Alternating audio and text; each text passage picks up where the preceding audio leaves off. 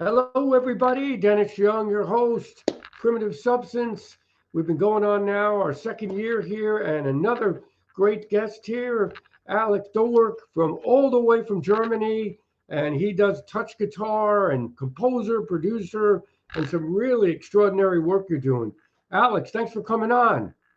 Thanks for having me. Of Thank you, course, Dennis.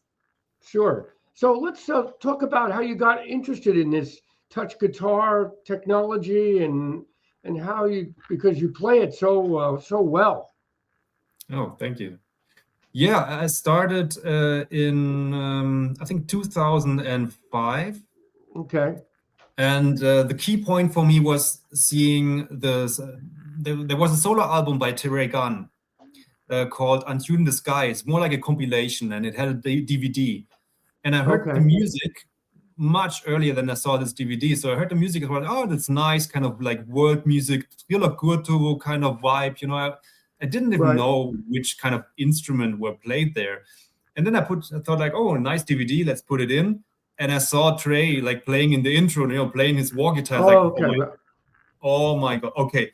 And then I watched this whole DVD, and afterwards I had like two goals. Okay, first I need this guitar. I need a guitar like that. And second, I want to become one of the world best. Boy, that is a great goal. And how'd you find this guitar? You just had to buy it um, out of the country, or was somebody selling them actually at that point in time? So I started with a 10-string war guitar.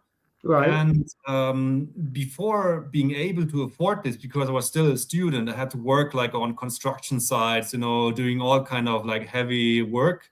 Right. And it took me 1.5 years to gather the money, and then it took another 1.5 years till it was built.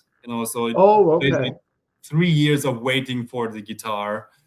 And actually, before that was when I got to know Markus, because I was looking like, hey, who is the touch guitarist in Germany? Like, who can I contact to play this kind of guitar? Because it looks Right. great.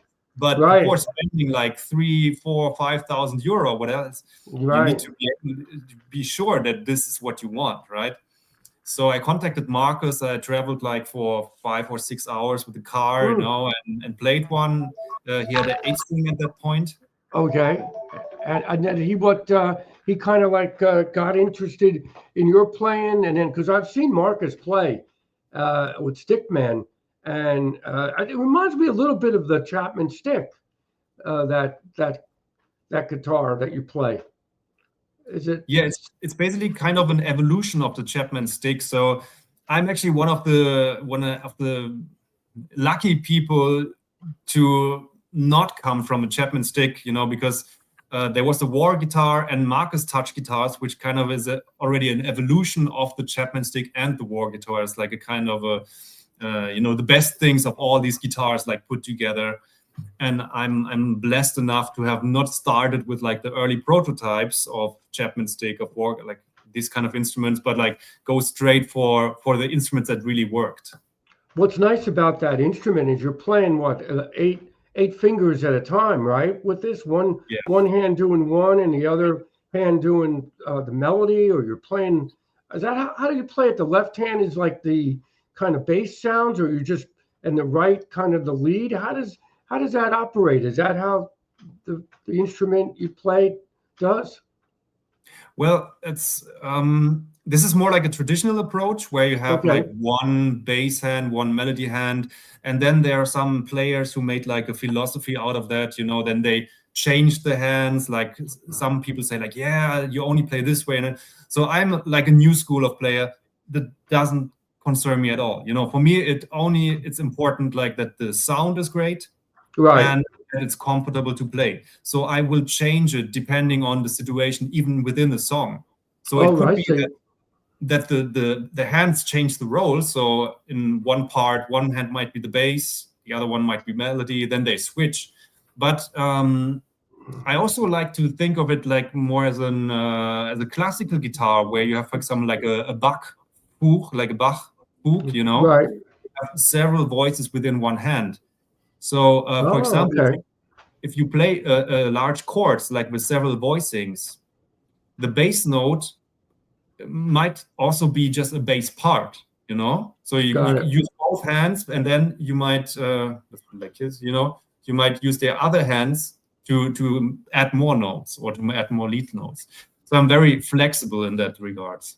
Well, it's very it's complicated music, because I've listened to a whole bunch of your records on Bandcamp, and especially playing with Markus, you're playing with another touch guitarist. It's really, you've got a lot of intricate sounds happening. I mean, now let's go back to your early records. You started what, 2012? Was that your first record form? Was that the beginning of this? Yeah, this was the first professionally produced one.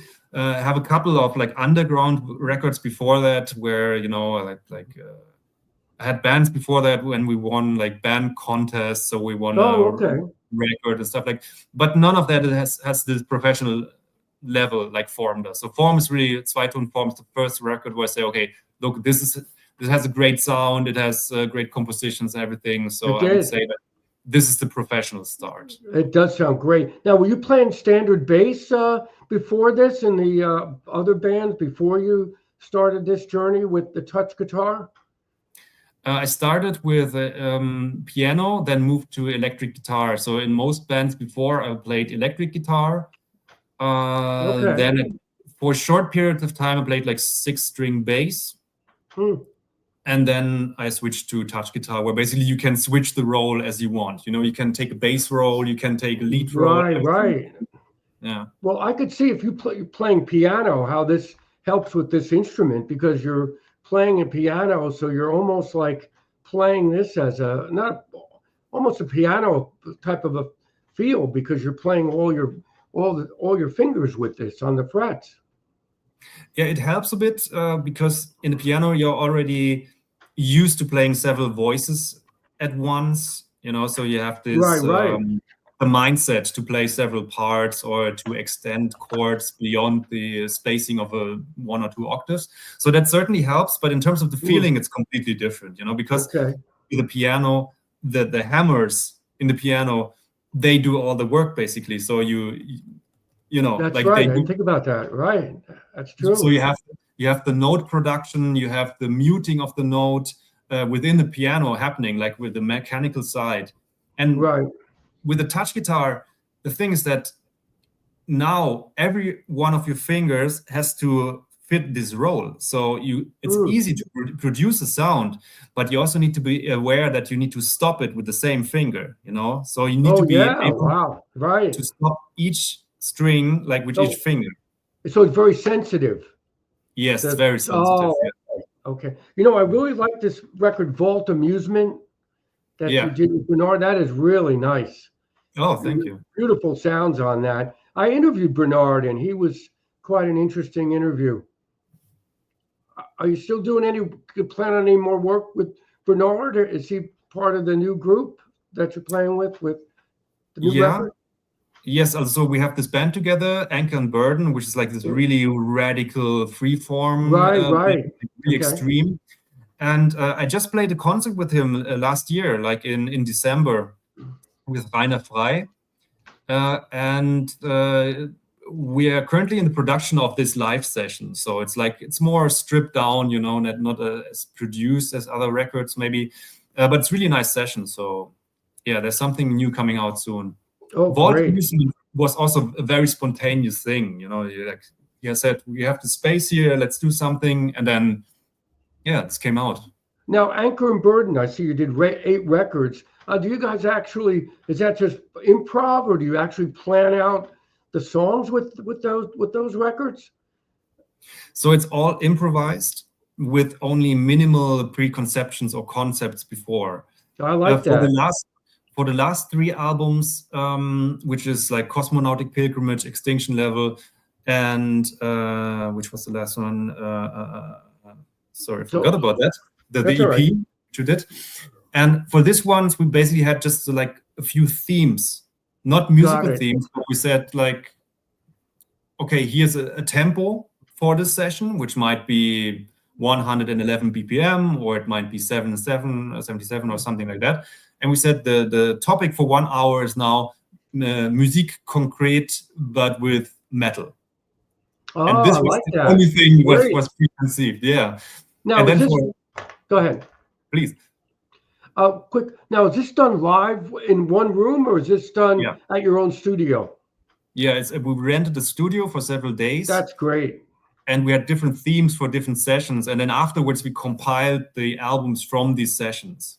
Okay, because that makes sense. I mean, I can't see you guys doing that in separate studios. That's got to be live to really, everybody's interacting. Yes, and it helps to get this feeling of danger, you know, when right, we actually there are no edits in the whole material. Okay.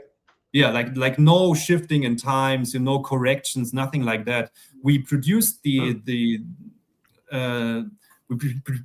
instruments in the kind of that we cleaned up the like the unwanted noise, but all the notes were in the same time that they were played in the session. And having something like that, it helps to get this immediate, like, this sense of danger, because everything you do matters in that moment. So you need to be totally aware. You have to be really good, and you really have to concentrate on your parts. But then there's a magic that can happen with that. I mean, I've been in jam sessions where all of a sudden, where these sounds come from, and it's just something happening. You're in the zone. You know, you create something that's probably can't repeat, but you captured it. So, but there's the other side of it too. When you're maybe working with musicians that aren't on that same level. I mean, you're working with Markus. He's like he's such a pro's pro. I mean, he knows. And then you have this great drummer. Yes, Assaf Sirkis. Like, he's an absolute master. Wow. He's actually the favorite drummer of Bill Bruford. Oh, is he? Yeah. I didn't know that. Yeah. I met Bill Bruford last year, and he loves Assaf. He is so good. I mean, he's quick, fast. He's got all these great rhythm licks he's playing. It's really phenomenal. So let's talk about Tonnon Von Hall. Now, this has a heavy sound. The records, it's more heavy than the Anchor and Burden. That's the feeling I got. It's really in your face. Reminds me a little, some King Crimson in there, some all types of. Were you influenced by that kind of music for this particular band? Yeah, definitely. So one of the preconceptions of Tonnon Von Hall was that I wanted to do a math metal record, and we kind of said that.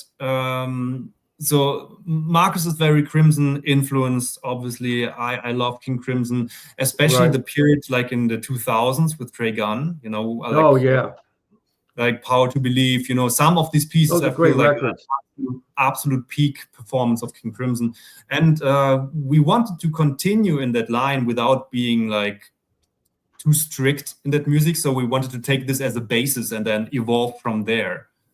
And Markus and me, we actually played some concert as the Markus Reuter trio in Prague, and also with Assaf already. So like as a trio, we played some King Crimson pieces, we played a few of Markus pieces, and it was absolutely great. And said, hey, okay, let's get a trio together. You know, let's play some music. Let's write our own music. And I already had music sketches from like a couple of years ago, you know, which weren't like finished into other albums yet. Right. I thought like, okay, this is perfect material. So I want to write those songs, then present them to Markus. He can write his parts over it, and that's what we did. Yeah, it really worked. Yeah, and it's really heavy. I mean, what a difference from Anchor and Burden. It's great that you had such a contrast now. And your new record, I listened to that. That Markus sent over. It's really good. It's got a long name here. And Abdruck vom Messer Herzen, is that it?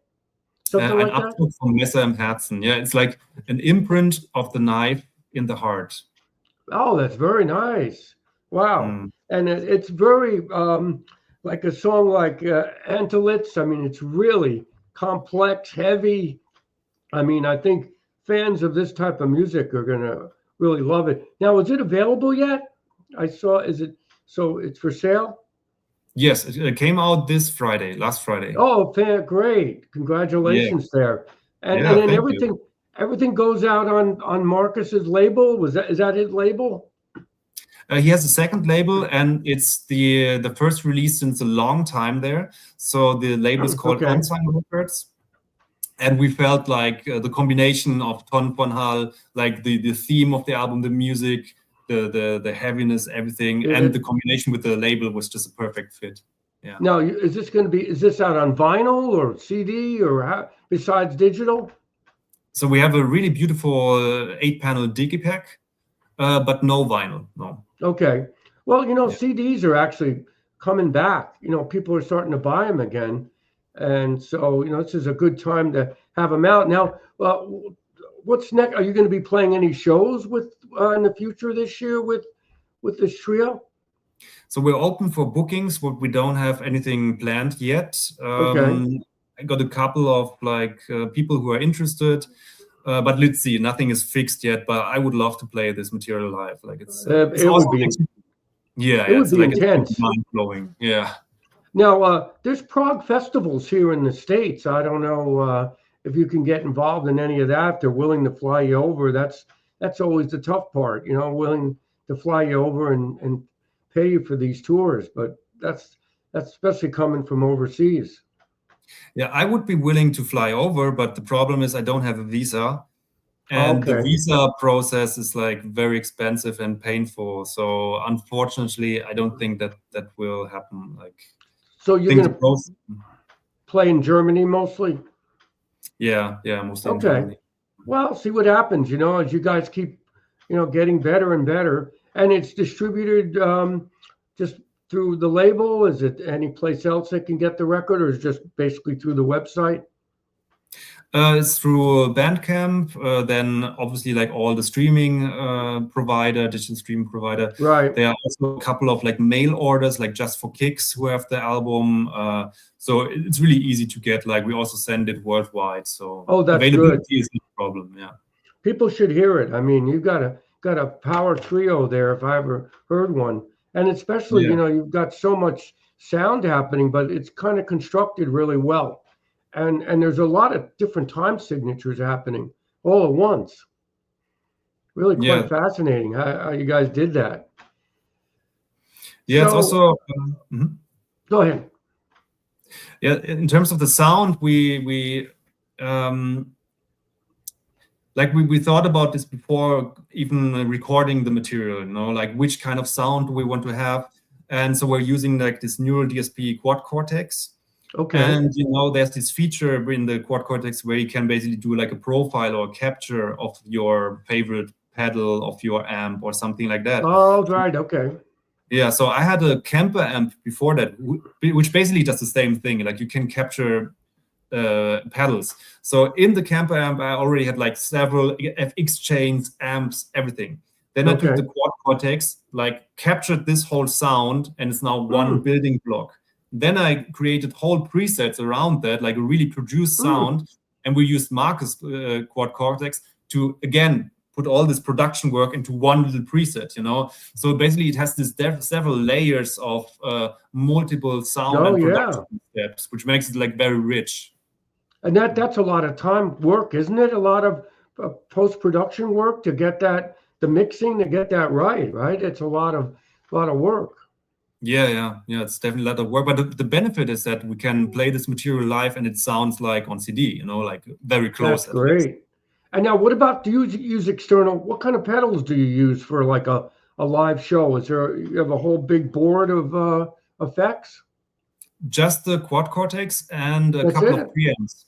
Because I'm using this special touch guitar, which has like multi-string pickups. So every string is processed separately. Okay.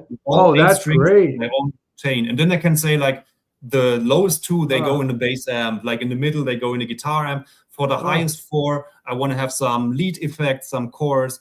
And you can have like an unmatched transparency in the sound, which is amazing. Because even when you play just a chord, you know, with multiple voices, right.